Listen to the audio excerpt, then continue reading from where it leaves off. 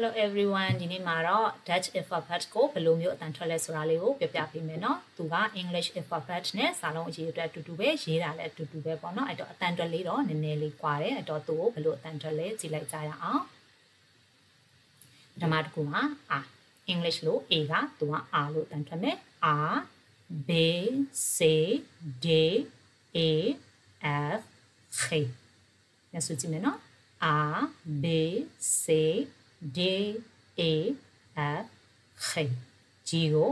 G တန်ထွက်မယ်အဲ့တော့သူကနည်းနည်းလေးအတန်ဒါခက်တယ်ပေါ့နော်အဲ့တော့ဘယ်လိုမျိုးမှတ်ထားရမလဲဆိုရင်တတွေးခတ်ထုတ်တဲ့အတန်အာခေါင်းထဲကနေတတွေးခတ်ထုတ်မယ်နော်အဲ့တန်ထွက်မယ် G ပြီးတော့ ဟာ English လို့ H ကသူကဟာလို့ထွက်မယ်ဟာ E ရေကာ L M N O P အဲ့တော့ပြန်ဆိုကြည့်မယ် H ကနေဆိုကြည့်မယ် H ကဟာ I က E နော်ဟာ E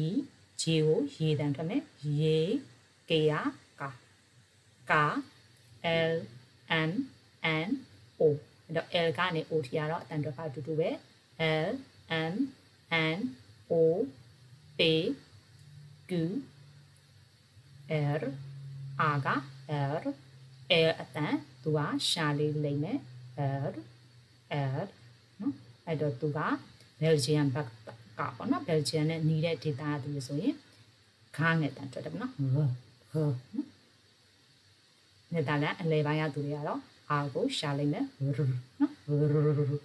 အဲ့တော့သူကရှာလိမ့်ရပေါ့နော် R S T U U V အဲ့တော့ V တန်ကို V တန် strongly ထွက်တာရှိတယ် V တန်ကို F အတန်ထွက်တာရှိတယ် V နဲ့ F နဲ့ကြားထဲကအတန်ကိုထွက်တာရှိတယ်အဲ့တော့အရင်တုန်းက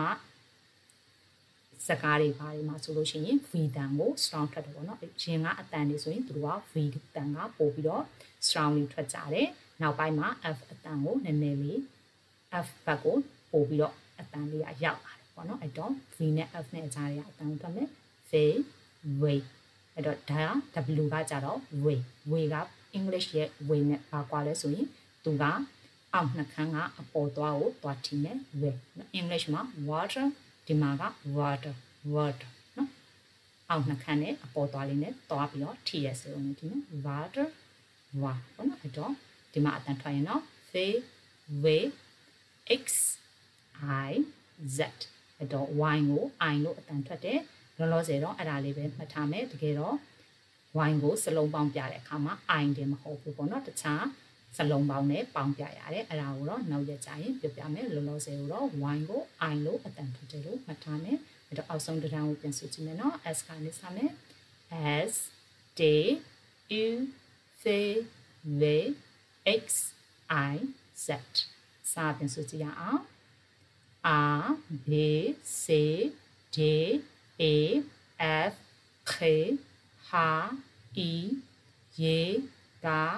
L M N O P Q R S T U V W X I Z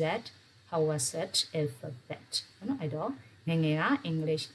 alphabet ကိုကလေးတွေတချင်းလေးလှုပ်ဆိုတယ်လို့ဒီမှာလည်းအဲ့လိုတချင်းလေးလှုပ်ဆိုတဲ့ဟာရှိတယ်ပေါ့နော်အဲ့တော့ဆိုကြည့်အောင် A B C D E F G H I J K L M N O P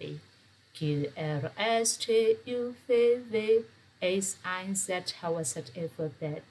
အဲ့တော့ဒီနေ့မှာတော့ Dutch alphabet နဲ့ပတ်သက်တာလေးကိုပြပြပေးတာဖြစ်ပါတယ်နောက်ရက်ဒီမှာလည်းနောက်သင်ခန်းစာနဲ့ပြန်လာခဲ့ပါမယ် Bye bye